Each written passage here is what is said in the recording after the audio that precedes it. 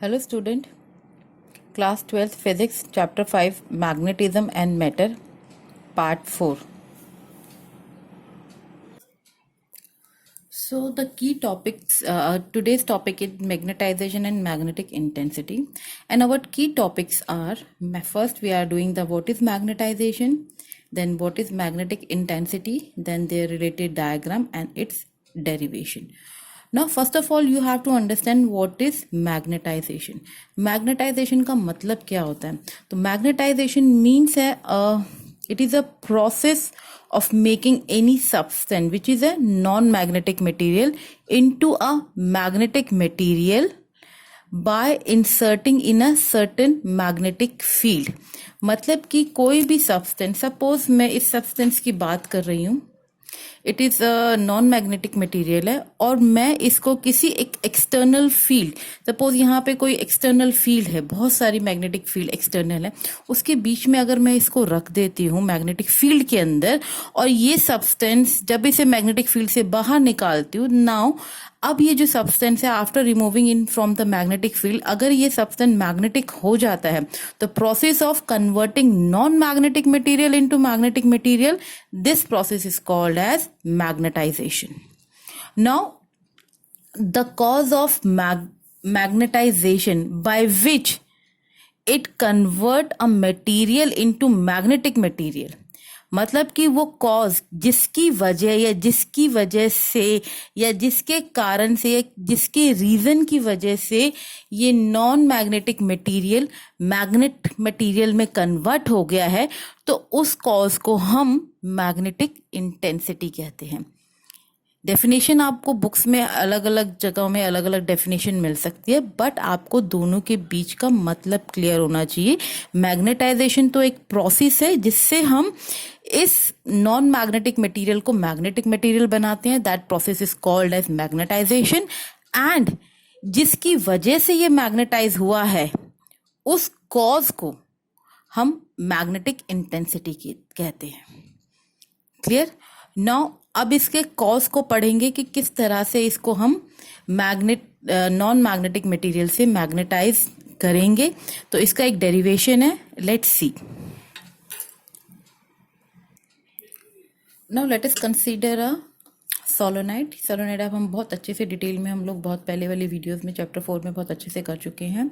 तो let us consider a solenoid है, इसके ऊपर ये एन टर्न्स हैं एंड यहाँ पे करंट आई एफ से मैंने डिनोट करा हुआ करंट को, और यहाँ पे एक बैटरी हमने लगा रखे जिसका पोटेंशियल डिफरेंस V है. Now if the current I is flowing in this solenoid, जब इस पे सोलोनाइड के ऊपर जब करंट फ्लो करेगा, इफ IF कर देते हैं, IF करंट फ्लोज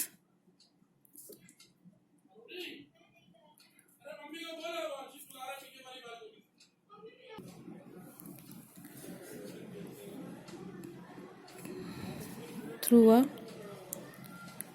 solenoid,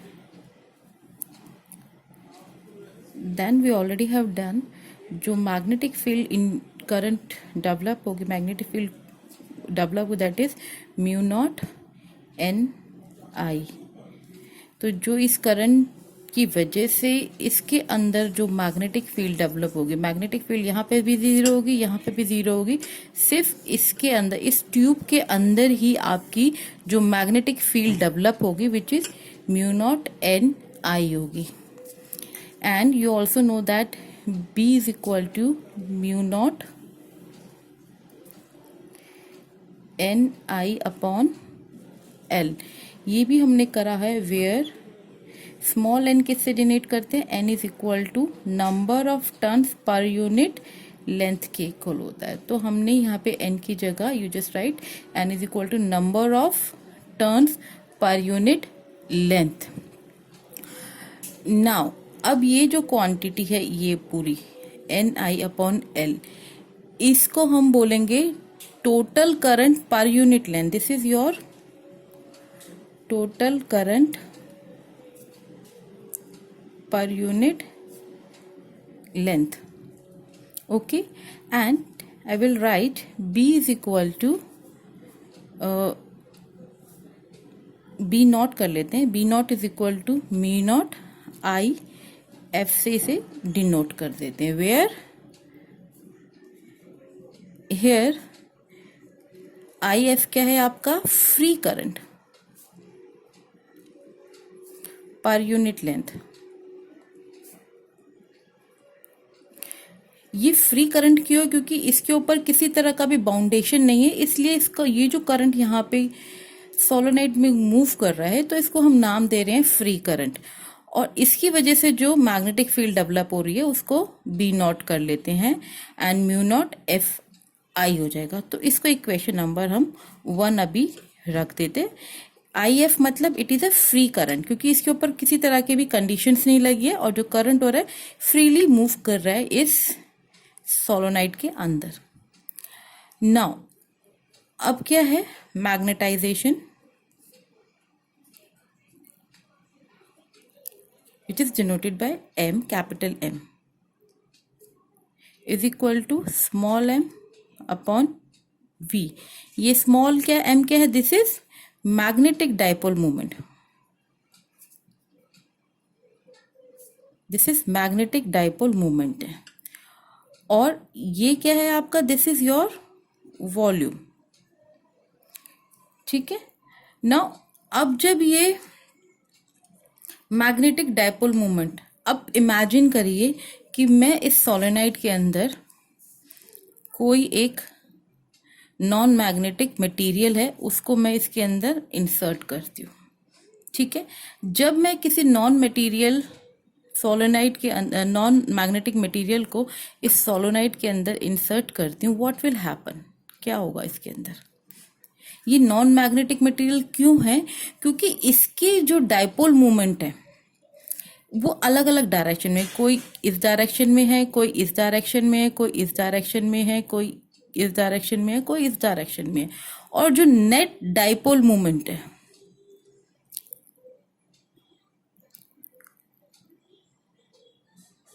वो इसकी 0 है। नेट डाइपोल मोमेंट 0 होने की वजह से ये नॉन मैग्नेटिक मटेरियल है। अभी मैंने आपको एग्जांपल दिया था, ये अगर इसकी बात करते हैं, ये कोई मटेरियल है, इसकी ये नॉन मैग्नेटिक मटेरियल। अब इसके अंदर क्या होता है, इलेक्ट्रॉन्स भी हैं जो रिवॉल्व करते हैं। मैग्नेट क्यों बनती है, मैग्नेट फील्ड कैसे आती है, कि जो इसके अंदर जो इलेक्ट्रॉन रिवॉल्व कर रहे हैं न्यूक्लियस के चारों तरफ, वो एक तरह का करंट प्रोड्यूस करते हैं। अगर वो करंट प्रोड्यूस कर रहे हैं तो मैग्नेटिक फील्ड भी होगी, और अगर मैग्नेटिक फील्ड हो रही है तो उसका कोई मैग्नेटिक डाइपोल भी होगा। और अगर मैग्नेटिक डाइपोल एक दूसरे को सब कैंसिल आउट कर देते हैं तो उसका नेट मैग्नेटिक डाइपोल 0 हो जाता है और वो नॉन मैग्नेटिक मटेरियल बन जाता है। और अगर कोई मैं मैग्नेट को ले आती हूँ, उसके अंदर डाइपोल क्या रहेगा, अगर वो मैग्नेट होती है तो उसका एक साउथ होता है, एक नॉर्थ होता है, ठीक है। तो इसकी मैग्नेटिक डाइपोल मूवमेंट इस डायरेक्शन में रहेगी, साउथ टुवर्ड्स द नॉर्थ। तो ये जो इसकी मैग्नेटिक डाइपोल मूवमेंट होगी, मतलब इसके जितने भी अंदर पार्टिकल्स हैं उन सब की मैग्नेटिक डाइपोल मूवमेंट एक ही डायरेक्शन में होगी। तो इसके लिए इसकी मैग्नेटिक फील्ड डेवलप करेगी। इसके अंदर कोई मैग्नेटिक फील्ड नहीं है क्योंकि इसका नेट मैग्नेटिक डाइपोल मूवमेंट 0 है। तो अगर इस सब्सटेंस को मैं इस सोलोनाइड के अंदर इंसर्ट कर देती हूँ, यहां पे मैं इसको अंदर रख देती हूँ, तो because of the current which is flowing in the solenoid, वो एक मैग्नेटिक फील्ड डेवलप करेगा इन दिस डायरेक्शन, इस डायरेक्शन मैग्नेटिक फील्ड डेवलप करेगा। Because of this magnetic field इसके जितने भी जो डाइपोल मूवमेंट है, जो डाइपोल्स इसके अंदर हैं, वो अपने आप को एक ही डायरेक्शन में अलाइन कर देंगे, एक ही डायरेक्शन में अलाइन करेंगे। और जैसे ही वो एक डायरेक्शन में अलाइन करेंगे, वो अपने आप ही एक मैग्नेट मटेरियल बन जाएगा। तब जब मैं इसे मैग्नेटिक फील्ड से बाहर निकालूंगी, it will convert into a magnet material, because इसके सारे जो डाइपोल है they are align in only in one direction, एक डायरेक्शन में सारे डाइपोल्स जो होंगे अलाइन हो जाएंगे, ठीक है। अब जब ये वाला जो नॉन मैग्नेटिक मटेरियल जब मैंने इसके अंदर इंसर्ट करा, तो इसके अंदर भी एटम्स मूव कर रहे हैं, एटम्स या इलेक्ट्रॉन्स मूव कर रहे हैं, और वो अपने आप पोजीशन चेंज करके अलाइन इन अ सेम डायरेक्शन में कर लेंगे, एक ही डायरेक्शन में कर लेंगे, तो इसके अंदर भी कुछ करंट इंड्यूस होगा, राइट। तो इसके अंदर जो करंट इंड्यूस होगा, अगर हम इसको यहाँ लिखते हैं, नाउ कम्स हियर, ना मैग्नेटिक डायपोल मूवमेंट किसका हो रहा है, इस मटेरियल का जो हमने इंसर्ट करा है, ठीक है। ये किसके इक्वल हो जाएगा, एन आई ए, ये भी already have done it, magnetic dipole movement. और क्योंकि इसका हो रहा है मटेरियल को, तो हम इसको बी लिखते, आई बी लिख देते, दैट इज आई बी क्या है यहाँ पर, आई बी है आपका बाउंड करंट। इसको बाउंड करंट क्यों कह रहे हैं, क्योंकि ये डिपेंड कर रहा है ये वाले करंट के ऊपर। इस करंट की वजह से मैग्नेटिक फील्ड डेवलप हुई और इस मैग्नेटिक फील्ड की वजह से इसकी डायपोल मूवमेंट स्टार्ट हो गए, अलाइन होना स्टार्ट कर दिया, और उस मोशन की वजह से करंट जो इसके अंदर प्रोड्यूस हुआ है, that is bound current produce हुआ है। Fine, you can right, volume को हम क्या लिख सकते हैं, एन आई बी ए अपॉन ए इंटू एल लिख सकते हैं, एरिया इंटू लेंथ लिख सकते हैं। ए से ए कैंसिल आउट हो जाएगा, तो रिजल्ट आपका क्या आ जाएगा, एन आई बी एल, ये आपका रिजल्ट आ जाएगा। नाउ सी, अभी मैंने यहाँ पे क्या, एन आई बी एल को हमने आई एफ से डिनोट किया था, दैट इज फ्री करंट पर यूनिट लेंथ। तो यहाँ पे क्या होगा, बाउंड करंट पर यूनिट लेंथ हो जाएगा। ये पूरा का पूरा जो एक्सप्रेशन यहाँ पे हमने यूज किया था, तो I can write M is equal to I भी ले सकते हैं, वेयर आई बी क्या है आपका, बाउंड करंट पर यूनिट लेंथ। जिस तरह से मैंने इसको आई एफ से डिनोट किया था, इसी तरह से ये क्वांटिटी को मैंने आई बी से डिनोट कर दिया है। Now what will happen for the total magnetic field inside the solenoid. अब इसके अंदर टोटल मैग्नेटिक फील्ड सोलोनॉइड के अंदर कितनी होगी, तो total magnetic field inside the solenoid, solenoid के अंदर टोटल मैग्नेटिक फील्ड कितनी होगी, कितनी होगी, which is equal to B is equal to B O plus B B. B O plus B B क्या है, दैट इज, ये क्या है आपकी, बी बी क्या है, magnetic field due to bound current. ये जो इसके ऊपर करंट इंड्यूस हुआ है, उसकी वजह से जो मैग्नेटिक फील्ड है वो बीबी से डिनोट कर दी है। एंड ये जो है आपका क्या है, this is your magnetic field due to free current. ये जो फ्री करंट इसमें मूव कर रहा है सोलोनाइड के अंदर, इसकी वजह से जो करंट प्रोड्यूस हुआ या जो मैग्नेटिक फील्ड प्रोड्यूस हुई है, दैट इज बीओ से हम उसे डिनोट कर रहे हैं। Now we can write B is equal to mu naught I F,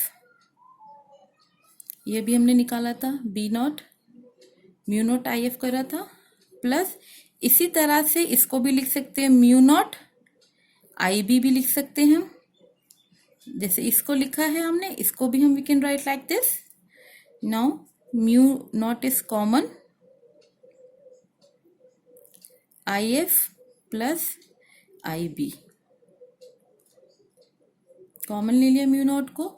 now I B को हमने किससे डिनोट कर रखा है, एम से डिनोट करा हुआ है यहाँ पर, तो we can write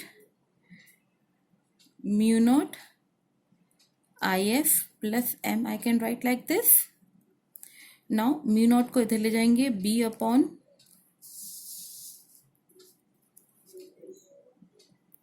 mu naught is equal to I F plus M, we can write like this. now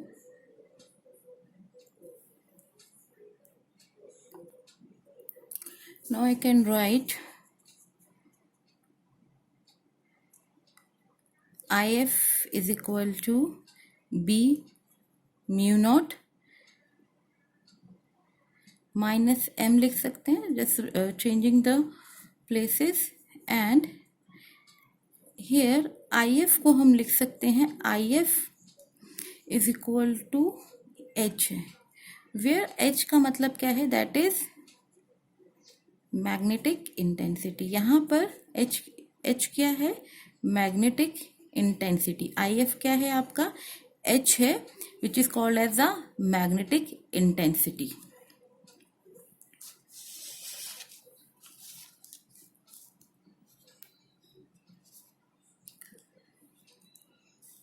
Now we can see here, H is the magnetic intensity.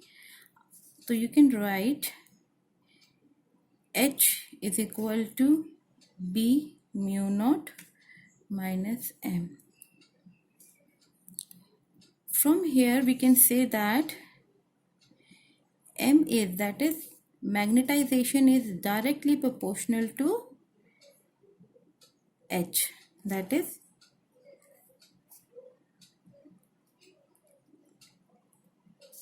it's directly proportional to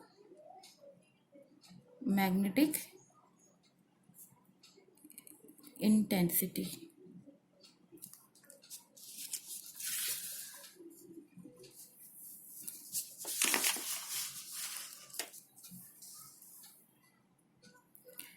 Or when you remove the proportionality sign, you already know that when you remove the proportionality sign, a constant will come which is called as chi m.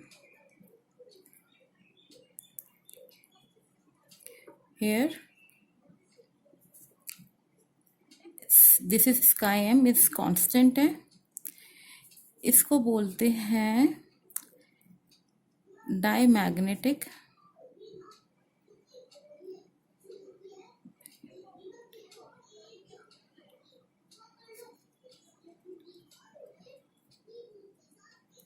susceptibility.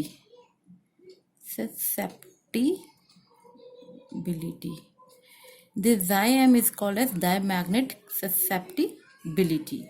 This diamagnetic susceptibility, we can put it over here. इसको यहाँ पर m की replace करके इस equation में आप put कर देंगे. तो you can write H is equal to B mu naught, m की जगह इसको लिख देंगे आप chi m H. Now just change, take it from here, chi m H is equal to B mu naught, H इधर से common ले लेंगे, 1 minus, sorry here it will come plus, chi m is equal to B mu naught आ जाएगा. now यहाँ पे B को mu naught H 1 plus chi m, here अब यहाँ पे हमने क्या करना है, 1 plus chi m, mu naught 1 plus chi m जो है here,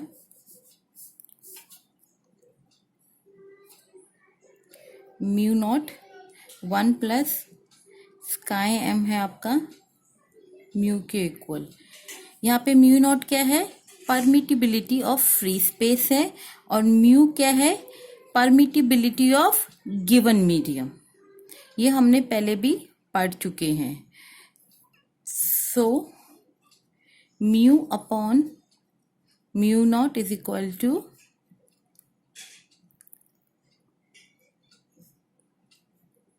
1 प्लस chi m आ जाएगा, which is equal to mu R, that is relative permeability of a, this is called relative permittivity. So this is a very important relation, mu upon mu naught is equal to mu r is equal to 1 plus sky m. This is a very important relation which we'll use in our numerical also.